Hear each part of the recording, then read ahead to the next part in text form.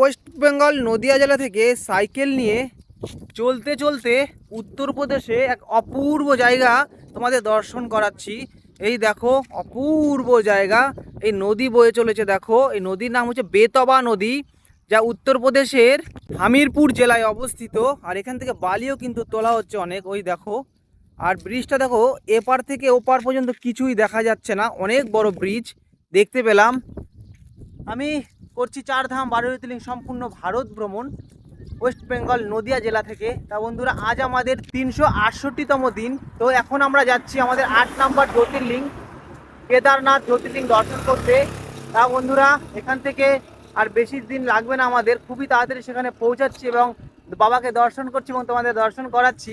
তো এই জায়গায় একটা প্রাচীন মন্দির রয়েছে, তোমাদের দেখাই, দেখলে তোমরা বুঝতে পারবা কোথায় রয়েছে এখন আমি। এই দেখো, রাস্তা এপার ওপার করতে গেলে খুব সাবধানে করতে হবে, দেখে শুনে। তো এইবার তোমাদের দেখাতে যাই সেই মন্দিরটা।